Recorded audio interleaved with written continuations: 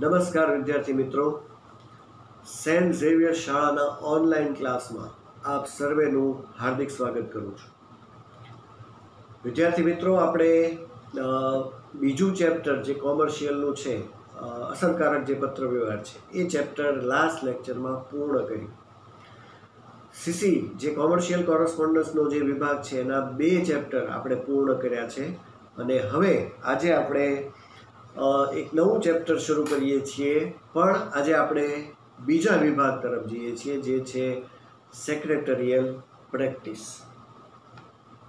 બરાબર, તમને ખ્યાલ છે કે કોમર્શિયલ પહેલો ભાગ હતો, બીજો ભાગ જે છે એ સેક્રેટરીયલ પ્રેક્ટિસ છે. પહેલા વિભાગની અંદર લેટર્સ તરફ આપણે ધીમે ધીમે આગળ વધી રહ્યા છીએ અને એમાં લેટર્સ તમારે લખવાના અને એ બધી બાબતોથી આપણે પરિચિત થઈએ છીએ. ધીમે ધીમે લેટર્સ લખવાના આવશે આગલા ચેપ્ટર થોડા પૂરા થશે પછી. પણ એ ભાગને આપણે હવે ત્યાં અટકાવીએ છીએ અને પછી એની તરફ જશું. પહેલાં આપણે હવે પાછા થોડા બીજા વિભાગ તરફ આગળ વધીએ છીએ જે સંપૂર્ણ થિયરી છે. અને કારણ કે આ સેક્રેટરીયલ પ્રેક્ટિસ છે એટલે તમે સમજી શકો કે સેક્રેટરી જે શબ્દથી તમે થોડા પરિચિત હો એની અને એ લગતી બાબતો અને કંપનીને લગતી બાબતો આ ચેપ્ટરમાં ખાસ એટલે આ ભાગમાં ખાસ બતાવેલી છે. બરાબર, સેક્રેટરીયલ પ્રેક્ટિસ એવો આ થિયરિકલ પાર્ટ અને નામ જ આ છે એટલે એમાં જે ચેપ્ટર છે એ પણ આપણે શરૂ કરીએ છીએ. જે પહેલું ચેપ્ટર છે તો એ સેક્રેટરીનું ચેપ્ટર છે જે છે સેક્રેટરીનો અર્થ અને એના પ્રકાર. સેક્રેટરીનો અર્થ અને પ્રકાર. બરાબર, આ ચેપ્ટર આજે આપણે શરૂ કરીએ છીએ, સેક્શન 2નું પહેલું ચેપ્ટર. તો સેક્રેટરીયલ પ્રેક્ટિસ, સેક્રેટરી જે શબ્દ છે શું છે એની વિશે અને એની સંપૂર્ણ માહિતી આ ચેપ્ટરમાં તમને મળી રહેશે, એના પ્રકારો સહિત વિગતવાર માહિતી. તો આપણે આની થોડી બાબતોને પહેલાં થિયરિકલ સમજીએ છીએ. પ્રસ્તાવનાથી આપણે શરૂ કરીએ છીએ. તમે ખાસ ટેક્સ્ટ બુકમાં ધ્યાન આપો અને હું જે કહું છું એને ખાસ સાંભળતા પણ જાઓ. તો મૂળ જે વસ્તુ છે એ છે કે ધીમે ધીમે જે છે માનવ જીવનનો વિકાસ એ થતો ગયો, કારણ કે માણસની અંદર જે છે બુદ્ધિની ક્ષમતા ઘણી બધી વધારે છે અને આ એક એવું બુદ્ધિશાળી પ્રાણી છે કે જે ધીમે ધીમે વિકાસ તરફ આગળ વધતું ગયું. તો આ જે બાબતો છે એ એવું કહે છે કે માનવીની વિકાસ ગાથાની સાથે વાણિજ્યની શરૂઆત થઈ. બરાબર, માનવી ધીમે ધીમે આગળ વધતા ગયા, ધીમે ધીમે કામમાં એની વધારો થયો, એ કામ કરતા ગયા, એની જે લાઈફસ્ટાઈલ છે એ બદલાતી ગઈ, એની આવક ઊભી થઈ, એમાં નવા નવા જે છે વિચારો આવતા ગયા. આ રીતે જે છે ધીમે ધીમે માનવનો પણ વિકાસ ઘણો બધો વધી ગયો. પહેલાંના કામ એવા હતા કે જેમાં માણસ બધું પોતે જાતે જ કરી શકતા હતા, કારણ કે કામ ઓછા હતા. પણ ધીમે ધીમે જે છે માણસની વિકાસ ગાથા વધતી ગઈ એમ એને કોઈક સહાયકની જે છે એ પણ જરૂર પડવા લાગી. આ વસ્તુ ધીમે ધીમે ઘણી બધી વધવા લાગી અને કામકાજ કરવા માટે ધીમે ધીમે જે છે એ બીજા ઘણા બધા જે છે એ એકમો શરૂ થયા, જે સ્વરૂપે ધંધાની શરૂઆત થઈ, જેમાં વ્યક્તિ પોતાની રીતે બિઝનેસ શરૂ કરી અને એને ધીમે ધીમે ડેવલપ કર્યો. એટલે ટૂંકમાં એવું કહી શકાય કે વાણિજ્યની શરૂઆત એ માનવીની વિકાસ ગાથા સાથે સંકળાયેલી છે. તો આ રીતે વાણિજ્યની શરૂઆત થઈ અને વાણિજ્ય એટલે બિઝનેસ. બરાબર, જાતે કામ નહોતા કરી શકતા, એકલા નહોતા કરી શકતા એટલે એણે બીજાની મદદ લેવાની જરૂર પડી. પછી તો ધીમે ધીમે એટલું વધતું ગયું કે હજી એક સાથે 2, 3, 4 એ રીતે વધારે ને વધારે વ્યક્તિઓની જરૂર પડી. એ પણ ઓછું પડ્યું કારણ કે પછી તો વિકાસની જે ગતિ છે એ જેટલી બધી વધી ગઈ. તો આ બધી બાબતોને લીધે ધીમે ધીમે જે છે એ બિઝનેસ પણ, વાણિજ્યને જે છે એ એકમો પણ આગળ વધ્યા. તો આવા વાણિજ્યનો પાયો એ અલગ અલગ પ્રકારની જે આધુનિક બધી જે શોધખોળ છે, જે નવી નવી શોધખોળ, માનવી જે છે એવું પ્રાણી છે કે જેને નવી નવી વસ્તુ ઇનોવેટ કરવામાં અને એમાં રસ પડે છે. એને લીધે એ આધુનિક જે વિકાસ છે એનો પાયો એણે આ શોધખોળોને લીધે નાખ્યો અને એવા વાણિજ્યના ઘણા બધા જે છે એકમો અસ્તિત્વમાં આવ્યા. જે એકમોના નામ તમને અહીંયા બતાવ્યા છે. એમાં એક છે વૈયક્તિક માલિકી, વ્યક્તિગત માલિકી. વૈયક્તિક એટલે વ્યક્તિગત માલિકી, બરાબર. એકલો માલિક જે છે એ આપણને ખબર છે કે આ એકમ અત્યારે પણ છે, તમે તમારી દુકાન શરૂ કરો એમાં તમે પોતે જ માલિક છો, તો એ વૈયક્તિક કહેવાશે. આ સિવાય આવે છે ભાગીદારી પેઢી, જેમાં 2 કે 2 થી વધારે મિત્રો કે વ્યક્તિઓ ભેગા થઈ અને એક પેઢીની રચના કરે છે અને એ લોકો નફા નુકસાન વહેંચી અને આ રીતે પોતાની જે છે એ પેઢીને આગળ વધારે છે. તો આ પણ ધંધાદારી એક વાણિજ્ય જ નું એકમ છે. ત્યાર પછી એક કંપની છે, જે વિશે હવે આપણે પરિચિત હોઈએ. આ બધું ધીમે ધીમે વિકાસ પામતું ગયું. પહેલાં વ્યક્તિ એકલા જે છે એ પોતાની રીતે ધંધો શરૂ કર્યો, પછી એમાં 2-3 જણા વધ્યા, એવી રીતે પેઢી બની, પછી કંપની સ્વરૂપ આવ્યું આખું મોટું જે છે. એ સિવાય સહકારી મંડળીઓ જે છે અસ્તિત્વમાં છે, જે પણ આ રીતે કામ કરે છે. અને સંયુક્ત સાહસો ભેગા થઈને પણ જે છે ઘણા બધા જે છે એ એકમો જોડાઈને કામ કરે છે.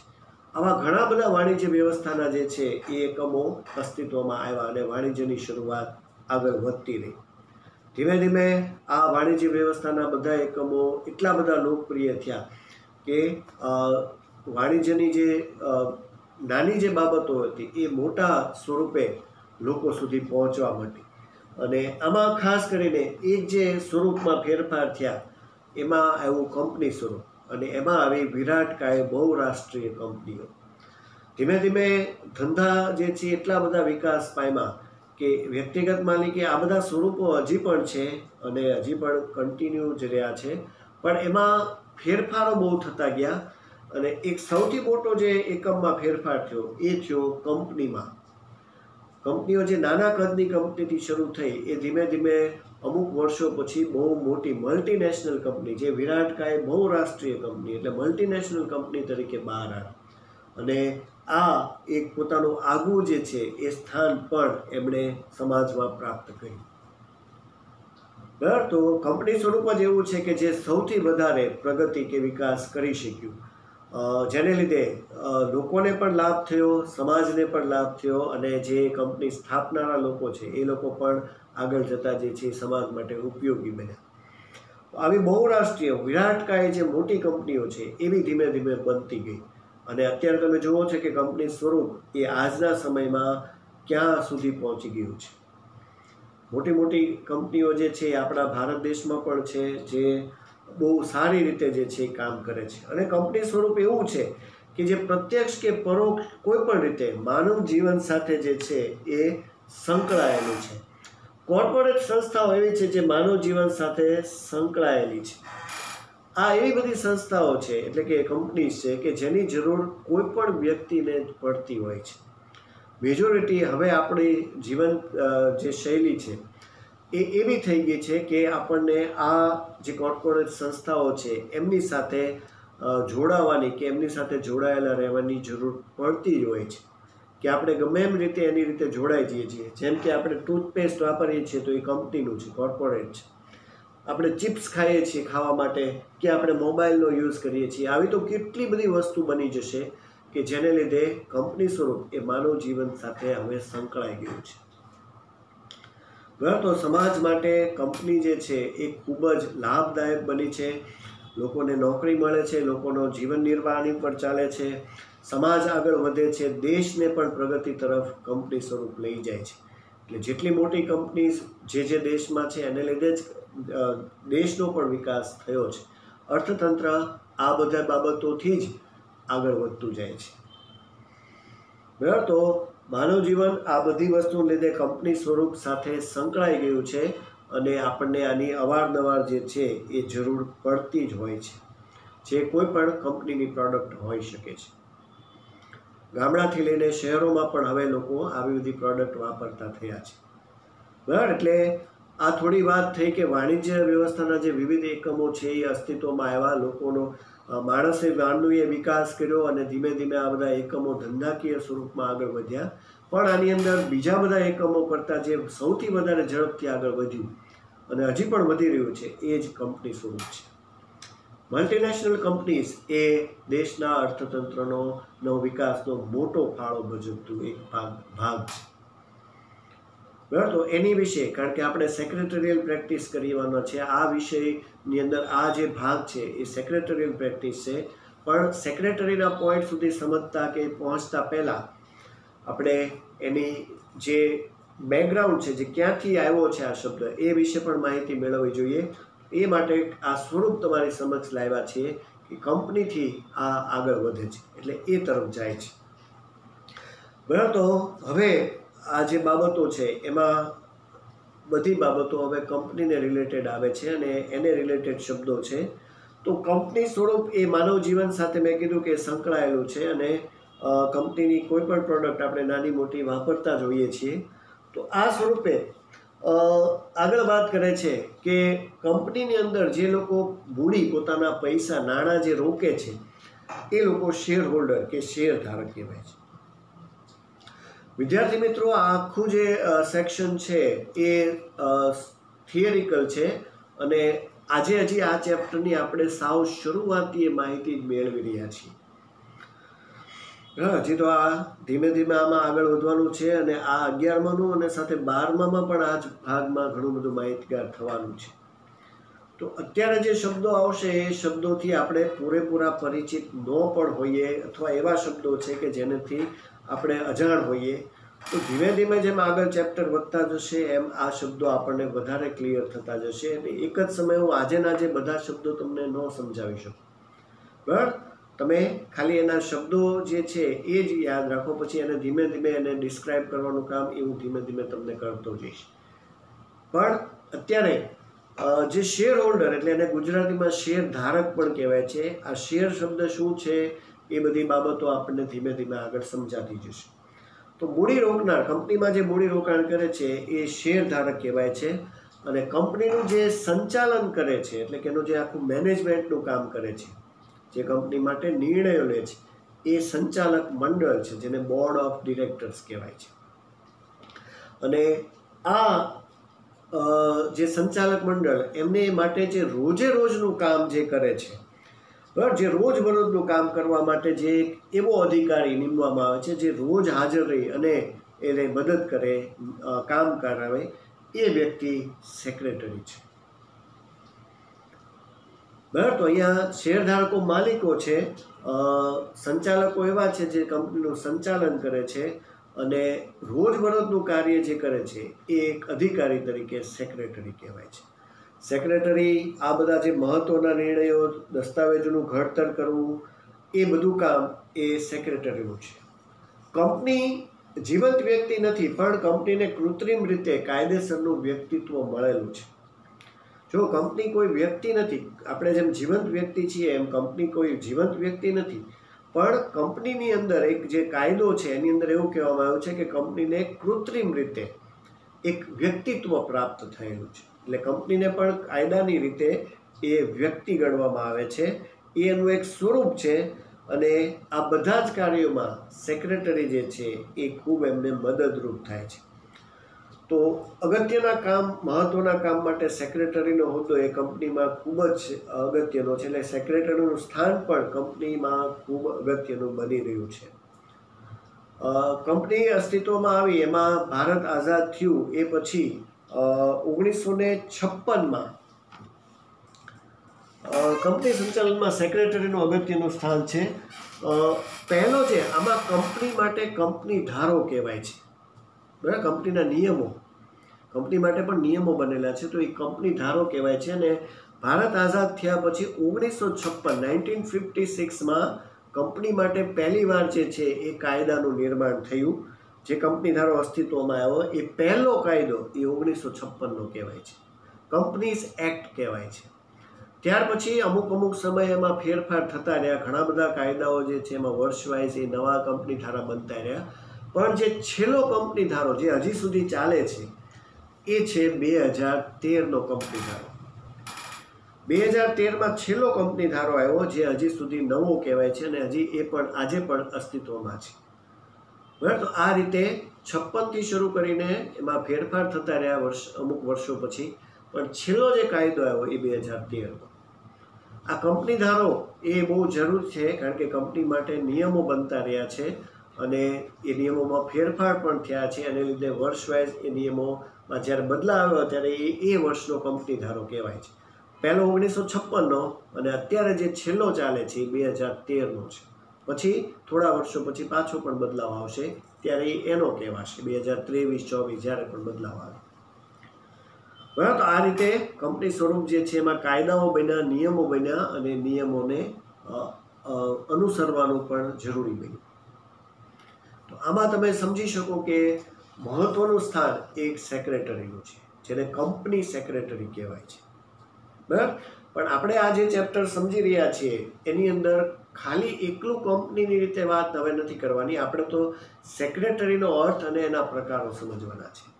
અને સેક્રેટરી ઘણા બધા પ્રકારના હોય છે. કંપનીમાં હોય તો એને કંપની સેક્રેટરી કહેવાય, પણ આ સિવાય હવે તો સેક્રેટરીનું સ્થાન અલગ અલગ જગ્યાઓ ઉપર છે. એટલે એના ઘણા બધા પ્રકારો છે જે આગળ આવશે. એ સમજતા પહેલાં આપણે સમજવાનો પ્રયત્ન કરીએ છીએ સેક્રેટરીનો અર્થ.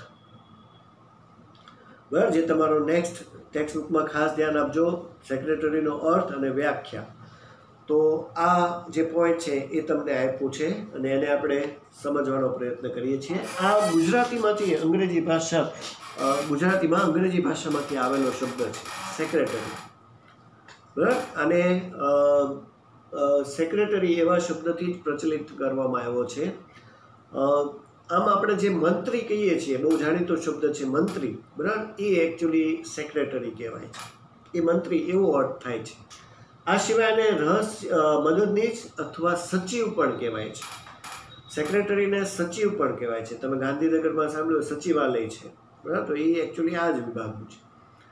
મંત્રી જે શબ્દ છે, જે રાજા મહારાજાના ઓલામાં પણ બોલાતો શબ્દ છે, એ પણ સેક્રેટરી માટે આપણો ગુજરાતીમાં પ્રયોજાતો શબ્દ. એટલે પહેલાં જે મંત્રીઓ હતા એ બધા હવે ની રીતે સેક્રેટરી બોલાય છે, પણ પહેલાં એને મંત્રી કહેવાતા.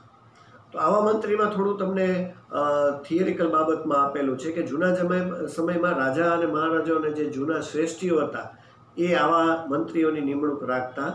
રાજા દશરથના મંત્રી સુમંત હતા, ધૃતરાષ્ટ્રના મંત્રી વિદુર હતા. બરાબર. મુઘલ સામ્રાજ્ય જ્યારે આવ્યું ત્યારે એમાં જે મંત્રી છે એને વજીર કહેવામાં આવતો. બહુ જાણીતો શબ્દ છે વજીર. બરાબર. બિરબલ, અબુલ ફઝલ આ બધા જે છે એ બધા વજીર તરીકે જાણીતા છે. રોમન રાજ્યમાં અહીંયા એક ખાસ વ્યાખ્યા આપેલી છે, એ તમારે યાદ રાખવાની છે. રોમન સામ્રાજ્યમાં રાજાઓ વતી લખાણ કરનાર એ સ્ક્રિબા કહેવાતા. સ્ક્રિબાની વ્યાખ્યા પણ છે, એ તમારે યાદ રાખો. સ્ક્રિબા શબ્દ છે. રોમન રાજ્યમાં જે રાજાઓ વતી જે લોકો લખાણ કરતા એવા લોકોને ત્યાં સ્ક્રિબા કહેવાતા. આપણે અહીંયા સેક્રેટરી નથી ઘણીવાર બતાવો તો કે આ લખવાનું કહેવામાં આવે, તો ઓલા બોલતા હોય બોસ અને એ લખતા હોય, તો એવી રીતે આ પણ કહેવાતા. બરાબર. આ શબ્દ જે છે મૂળ સેક્રેટરી શબ્દ એ લેટિન ભાષાનો શબ્દ છે. આગળ તમને માહિતી સંચારમાં પણ કોમ્યુનિકેશન શબ્દ જે છે કે લેટિન ભાષાની રીતે કીધું હતું, એમ આ પણ લેટિન ભાષાનો શબ્દ છે. અહીંયા એ છે સેક્રેટરીયસ. લેટિન ભાષામાં એને સેક્રેટરીયસ કહેવાય અને એની ઉપરથી આ ઉતરી આવેલો શબ્દ સેક્રેટરી છે. ટૂંકમાં સેક્રેટરીયસનો અર્થ એવો થતો કે ગુપ્ત રહસ્યોની જાળવણી કરનાર, એવો એનો અર્થ થાય. એટલે અંગત મદદનીશ તરીકે એ કાર્ય કરે, રહસ્યોની જાળવણી કરે, ગુપ્ત માહિતી રાખે, પત્ર વ્યવહાર કરે. આ બધા જે કામ છે એ સેક્રેટરીનું કામ છે. સ્વાભાવિક રીતે જ એ પોતાની ગુપ્ત માહિતી અન્ય કોઈને ન કહે, એ બાબતે ખાસ એ ગુપ્તતા રાખે છે અને પત્ર વ્યવહાર કરે છે. આવી રીતે આ એનો એક અર્થ કહેવાશે. બરાબર.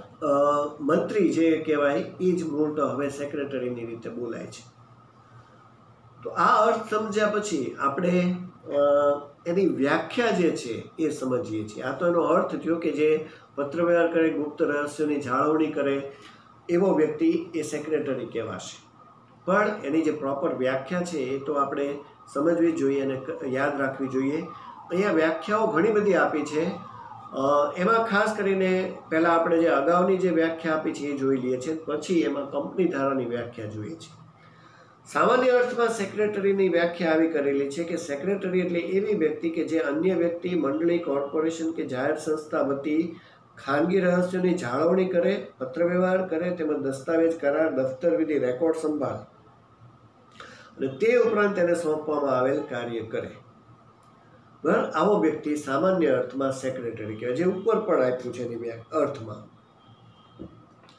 આ સિવાય એક ઓક્સફોર્ડ ડિક્શનરી એના મુજબ પણ એક વ્યાખ્યા કરવામાં આવી છે કે સેક્રેટરી એટલે એવી વ્યક્તિ કે જે અન્ય વ્યક્તિ વતી લખવાનું કામ કરે, મહદઅંશે અન્ય વ્યક્તિઓ, મંડળી, કોર્પોરેશન, જાહેર સંસ્થા માટે પત્ર વ્યવહાર કરવા, માહિતી રાખવી, વિવિધ પ્રકારના ધંધાકીય વ્યવહારો કરવા માટે એની નિમણૂક કરવામાં આવે છે.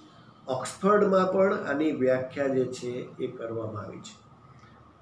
તો આ સામાન્ય અર્થમાં એની વ્યાખ્યા છે અને ઓક્સફર્ડ ડિક્શનરીની રીતે પણ એમાં એની વ્યાખ્યા કરવામાં આવી છે. તો આવી ઘણી બધી વ્યાખ્યાથી સેક્રેટરીનો એક વસ્તુ સ્પષ્ટ થાય છે કે રહસ્યની જાળવણી કરે છે, પત્ર વ્યવહાર કરે છે અને જે કામ સોંપવામાં આવે છે એ પૂર્ણ કરે છે.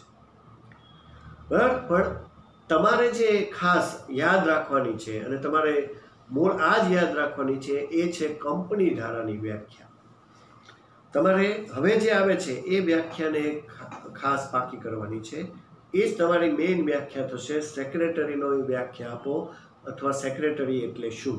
તો આ વ્યાખ્યાને તમારે યાદ રાખવાની છે. કંપની ધારા મુજબ કાયદેસરની લાયકાત ધરાવનાર જે વ્યક્તિ છે, કાયદેસરની લાયકાત ધરાવનાર વ્યક્તિ કે જે કાયદા મુજબ વહીવટી ફરજો અને અન્ય મંત્રીય ફરજો, જો તમારી બુકમાં કદાચ તંત્રીય હોય તો એ મંત્રીય કરી નાખજો. બરાબર. મંત્રીય ફરજો બજાવવા માટે નીમવામાં આવેલ હોય. આ વ્યાખ્યા બધાએ ખાસ યાદ રાખવાની છે સેક્રેટરીની વ્યાખ્યા તરીકે, કારણ કે મૂળ કંપની ધારામાં આ જ વ્યાખ્યા છે. જો કાયદેસરની લાયકાત ધરાવનાર વ્યક્તિ જે વહીવટી ફરજો અને મંત્રીય ફરજો એની માટે નીમવામાં આવ્યો હોય એ સેક્રેટરી છે. તો એવો વ્યક્તિ સેક્રેટરી કંપની ધારામાં કહેવામાં આવશે. કંપની ધારા એટલે કંપની લો કહેવાય છે. કંપનીમાં નિયમો ઘડવામાં આવે છે અને દરેક કંપની જે અસ્તિત્વમાં આવે છે એણે આ નિયમોનું પાલન કરવું પડે છે. જે આગળ કીધું કે પહેલો કંપની ધારો 1956 અને અત્યારે જે છેલ્લો અને જે ચાલે છે એ છે 2013. એ છેલ્લો ઇન ધ સેન્સ કે પછી હવે બદલાવ જ્યારે આવે ત્યારે. બરાબર. તો આ રીતે આપણે સમજી શકીએ કે કંપની ધારામાં ફેરફાર છે. તો એ કંપની ધારાની વ્યાખ્યા સેક્રેટરીની પણ આવી કરવામાં આવી છે. તમારે ખાસ આ વ્યાખ્યા યાદ રાખવાની છે. બરાબર. આ વ્યાખ્યાની આખી જે બાબતો છે એ મુજબ નીચે એ વ્યાખ્યા ઉપરથી જે બન્યું છે એ એના લક્ષણો છે જે તમને આપ્યા છે. બરાબર. આ વ્યાખ્યાના અમુક બાબતોને તારવીને એના લક્ષણો કાઢેલા છે જે અહીંયા તમને બતાવ્યા છે અને એ લક્ષણો આપણે એક પછી એક જોઈએ છીએ કે આ લક્ષણો શું છે. આ લક્ષણો આમાં આપ્યા છે એટલે આપણે એક પછી એક જોઈએ છીએ.